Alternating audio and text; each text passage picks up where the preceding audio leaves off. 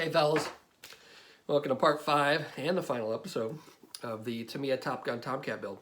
It's a lot of T's, like Tall Teeth from the Letter People, if you guys remember that show. Anyway, in this exciting episode, I show you how I use oil paints for some weathering, and then I get it finished up and you get to take a look at it. I've got a lot of positive comments during this series because I had been getting a lot of questions about certain techniques that I use for painting and mix ratios and all kinds of things. So I thought, I'll do one in-depth video of showing, the little things and how I do it all. So and apparently you guys seem to like it. Now I don't plan on doing this for every build that I do. I do like maybe 3-4 builds a month, maybe more. I don't sometimes. So, I can't do that on every one, but I will start doing that more often. Now, in each one of my videos, I try to include some kind of tip or technique that I use that might benefit somebody. So there are these little nuggets in there for you guys that like to sift through all the crap that I put out. Anyway, I'll quit rambling.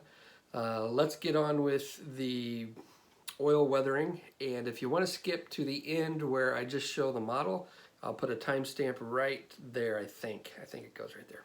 So, all right, fellas, let's do some catching up. So, at last we left off, I put a panel line wash of black, and it really didn't change a whole lot. It just brought the panel lines out a little bit, and I used black on the entire model, but then I went back and I really didn't like the way the black looked up here, so I used some darker grays and then some lighter grays up here on the nose just to lighten it up because I didn't like the contrast of the really stark panel lines. Now these panel lines are really fine, so they don't really like jump out at you, but the black just kind of defines them a little bit more. After that was done, I came back with some XF86 flat clear thinned with Mr. Color Leveling Thinner, and I sprayed the entire model.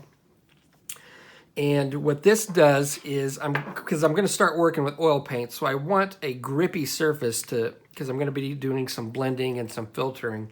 And I want that flat coat. If I had a gloss coat on there, then the oil paints don't really have any traction, and it's a little bit harder to blend and to do the things that I'm going to do next. So you really want a flat coat. And this is, again, acrylic, so then I can use mineral spirits and my oil paint and enamels to do my weathering. So what I want to do next is I'm going to do some filtering with a little bit of blue. And this is going to give it a little more tonal variation in some of the darker areas. Now, I'm not going to put blue over the whole thing, but with the gray, it really does look rather striking. So I'm picking out the darker areas. And I'm going to take some of my mineral spirits here, and I'm going to wet some of these areas down, like right here. Just wet the area. And then I'm going to come back with a brush with a little bit of blue, and I'm just going to hit some spots. And then I'll come back with my brush with a little bit of mineral spirits in it, and then I can come in and just fade these out, these little spots, and I can darken this area up. So it's going to be a little more heavy in some areas, a little bit lighter in others, just to give it a little some tonal variation and darken this darker color up. And I've already done that over here on some of these panels that you can see.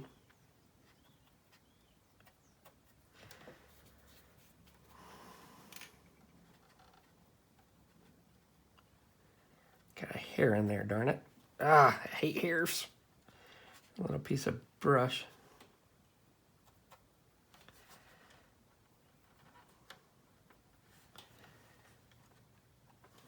Okay. I will let that dry, and then I can come back with, once I let this dry, I can come back even after it dries, wet my brush and come back and take a little bit more away or move it around, or I can even add some if I want. Let's do another panel up here that we want a little bit darker. A little bit more of this mineral spirits. So I'm basically just working a panel at a time. And when I do that, I can make some panels darker, I can make some panels lighter, and it just adds to the interest of the model rather than just having, you know, all the panels one solid color.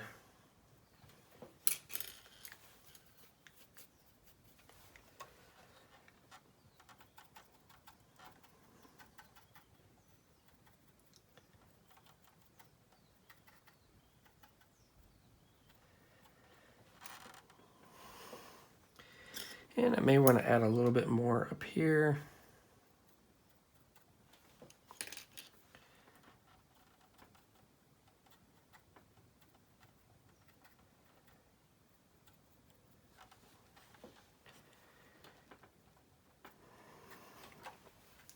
Now for some of these lighter panels, I'll get a couple new brushes. If I want to lighten a panel or two, let's get this brush and this brush, and say I want to lighten some of these panels down here. I've got some faded white. So again, and then I will take a, give me another little brush. Kind of like musical brushes. I'll take some faded white and I'll come in here and hit this panel. And I'll do the same thing. Is this the brush I've been using? Darn it. Okay, yeah, this is the one I want to use. So I'll take this brush, dip it in a little bit of mineral spirits, and then I can come in here and I can fade this panel out.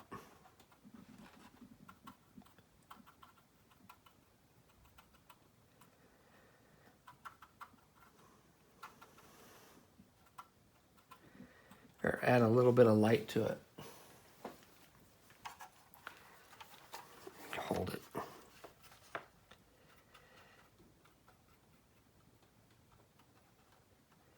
And it just gives a variation in the paintwork. Just adds a little more depth to it, in my opinion.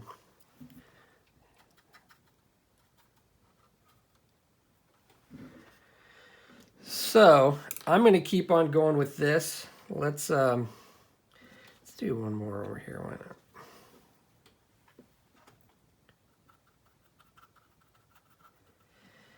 Okay, let's take some more faded white.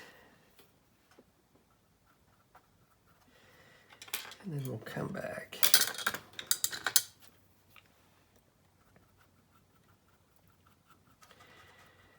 And then once you get this to where you want it, I'll spray another coat of the flat Tamiya clear. And if I go over like I did here that I don't want, I can just take a brush dipped in mineral spirits, and then I can come along and wipe that away. So I got a nice clean edge.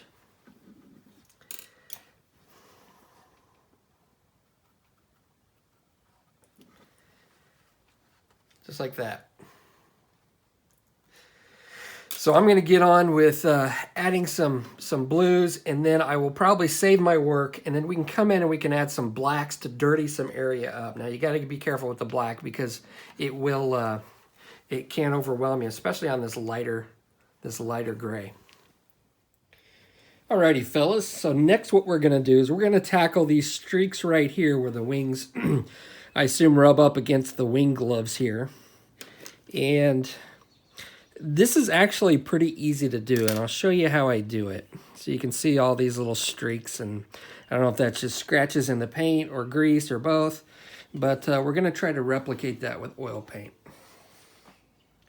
So I've got all the filtering done that I'm going to do with the blue and the white.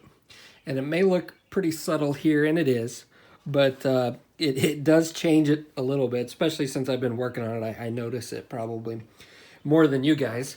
But I went ahead and put a flat coat over the areas that I did my filtering. And again, I used the Tamiya Flat Clear, thinned with Mr. Color Leveling Thinner. So, and what purpose that serves is to save my work. So therefore I can put layers on top of it. And if I'm not happy, I can take it off without affecting the weathering that I've already done or the filtering that I've already done.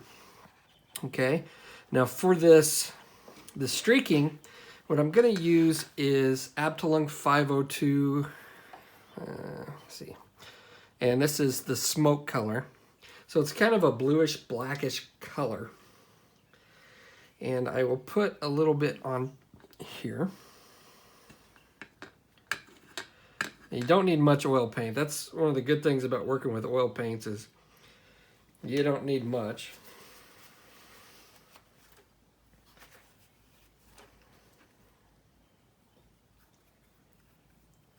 Close it up. All right. So let's take a brush and dip it in some thinner. And let's just go around here and wet this area down. And we'll come back with another brush with this smoke color. And we're just gonna haphazardly just mix this in.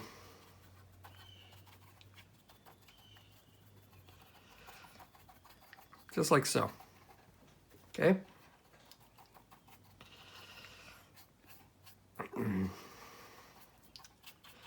Might have got a little too much on there, but that's okay. It wipes off. Try to blend it in so we don't have too much.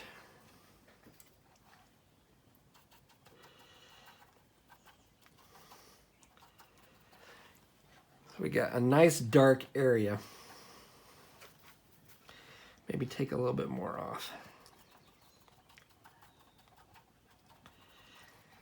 All right. Now what I'm gonna do is I'm gonna take a Q-tip, and since this is already wet, you really don't need to do much else, but we'll go ahead and we can save this for later, but see how easily that wipes off? I'm gonna take my Q-tip and I'm gonna put it at a certain point, and I'm just gonna open the wing up. Okay, see how that leaves that mark? And I assume it probably, and I'm just gonna go along and open the wing up with my Q-tip here.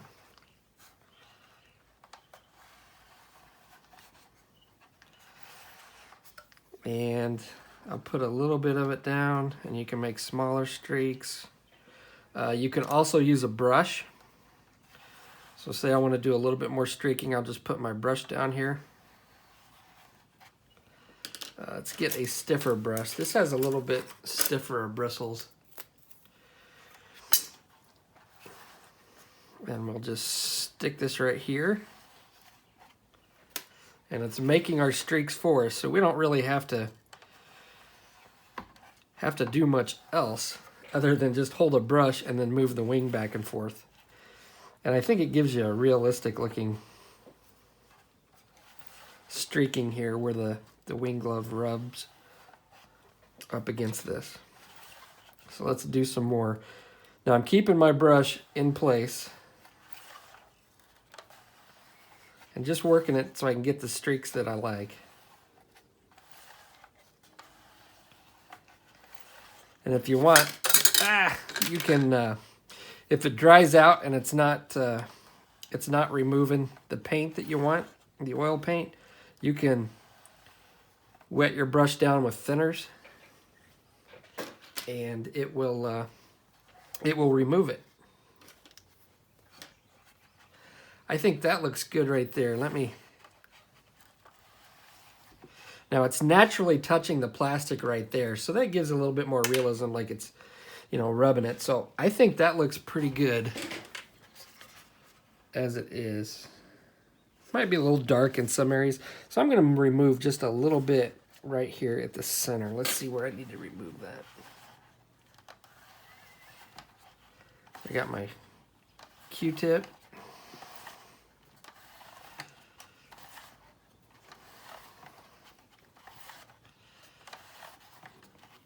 Okay.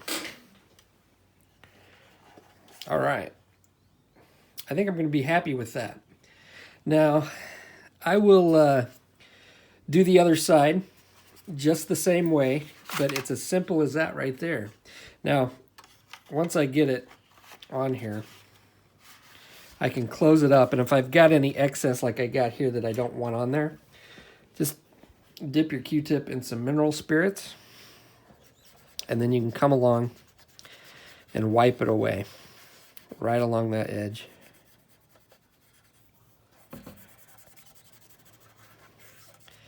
Now you're going to have a nice demarcation line where that wing ends. So that is as simple as that, guys. There's no rocket science to it. Simple but effective.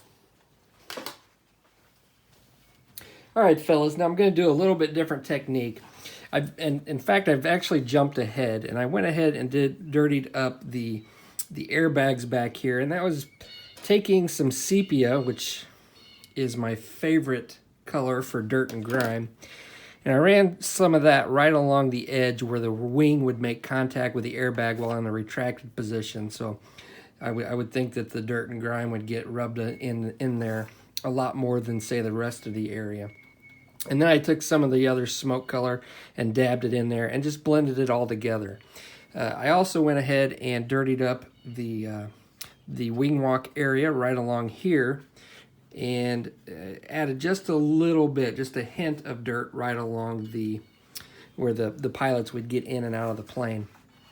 So I want to show you this. And one thing I didn't mention, I've got a whole set of brushes that I use just for weathering.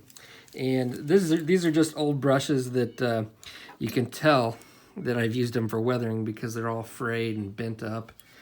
So I've got some for like real heavy, finer dry brushing like this one. I've also got some with a stiffer course like you saw, stiffer brushes like you saw when I did the streaks on the wings. I've got some more blending brushes, and like this one here is for chipping and some real heavy removal of paint whenever I do my chipping effects. So just a little tip, when you get old brushes, don't throw them out. They could be useful for weathering. Just throw them in your weathering brushes. So how I dirty this thing up along the wing walks is I will take a little bit of my sepia, and let's find an appropriate brush for this. This one will probably do. Now I'm not going to dirty this side up as much as I did over here, but I'm just going to take some of this and just put it around here.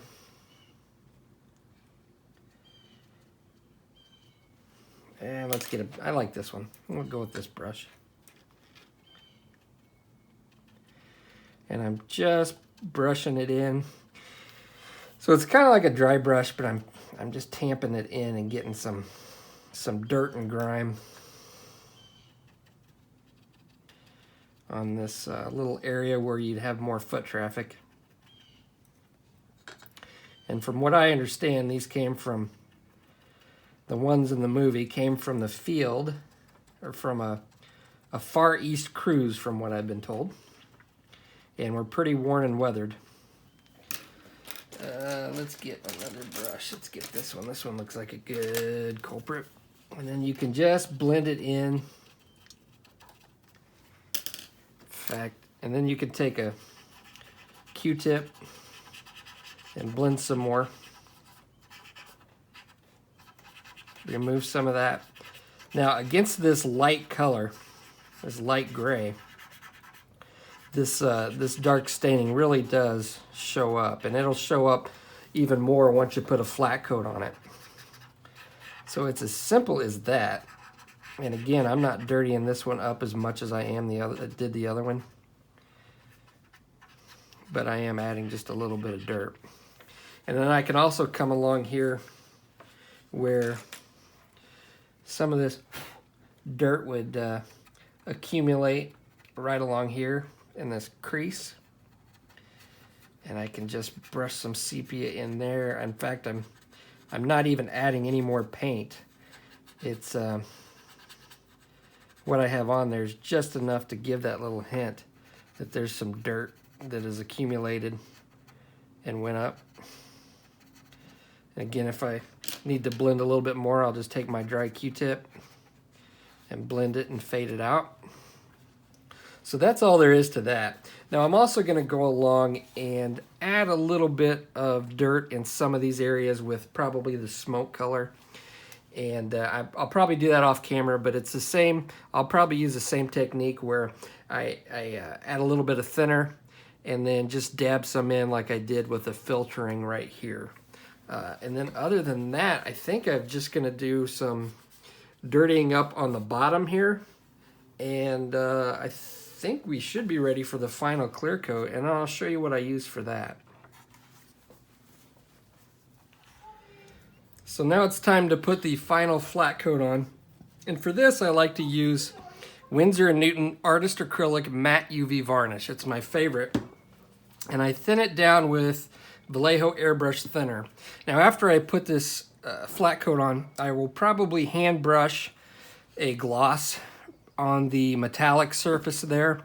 It's not going to really bring it back to life like I didn't put anything on it, but it will give it a different sheen, and I think it does give it a nice effect. Now this stuff is really thick, and I'll show you what it looks like. We can get some out here. And that's what it looks like. Yeah. So I will put some of this in my little cup here, and I really thin this down. It's, as you can see, it's just really thick. It looks like snot or other substances that we're not going to mention. But we will thin this down with a lot of Vallejo Airbrush Thinner. Mix it up. And there's my daughter yelling at the dog.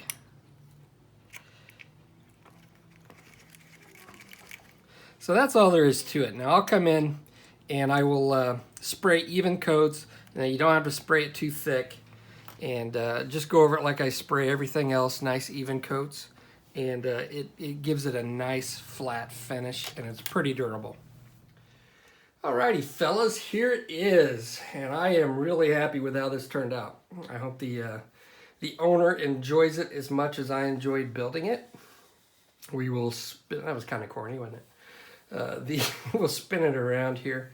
I really like how all the different panels pop out. This is, normally when I paint Tomcats, I don't go as in depth and just picking out different panels, but I really like how that turned out. It looks really cool. Now the wings open up, close, just like so. And then they come off, if I can do this without breaking anything. This isn't actually that fragile of a model.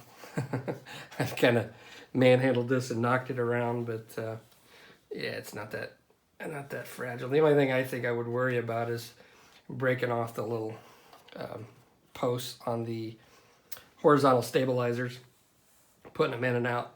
I wouldn't do that too much.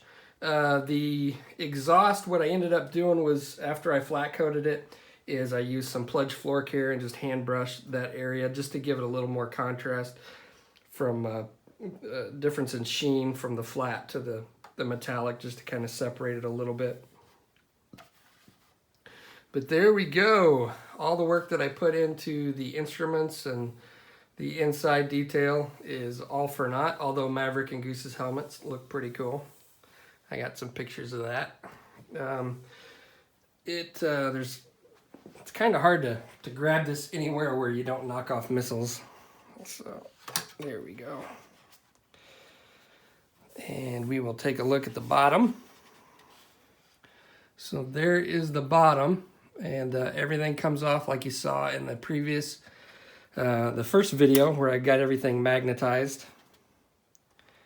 And I don't know if this will pick up, but there is Maverick and Goose. And I tried to hand paint their patches and stuff on their flight suits, and I don't know if it'll pick it up or not, but they're on there. I mean, I just put little dots of color to somewhat represent it. Obviously, I'm not a very good tiny miniature painter, but there it is. I am really happy with it. Oh, one thing I did, if I can grab this without knocking everything off, darn it. I added some of my Molotov chrome right there at the tip of this. From the pictures that I saw, this was like the metal was showing through, so I think the Molotov chrome right there. It's just one of those little things that you do, and it's like, man, that's cool. It kind of adds a little extra touch to it. Right there at the end of their little resting hook, and the camera's not focusing, but I don't know. I thought it was cool. I'm a dork that way. So there we go, and I'm knocking stuff off again. Now see, if that was glued on there, then I would have to take the time to glue it back, but it's magnetized, so it just comes on and off. Now, it can be a little tricky. This is for the owner. I've got obviously the two rods. One's a little lower and one sits a little higher, and so I'll have to figure that out. I guess I can mark them, but you put them in the base first, and then you stick them in here, and there are two holes. There's a hole in each one of these that run into the fuselage, and make sure it's seated down there nice and tight. You don't want this thing falling off. So that's what it should look like. And it's pretty sturdy. It does have a little bit of give to it in case you knock it. But so there it is. I hope you enjoyed this video, guys. Hope you enjoyed this series. Go out and use some of my tips that I gave you and expand on it, and come up with your own stuff and make a cool Top Gun Tomcat model. So I will catch you on the next episode, fellas. Thanks for watching.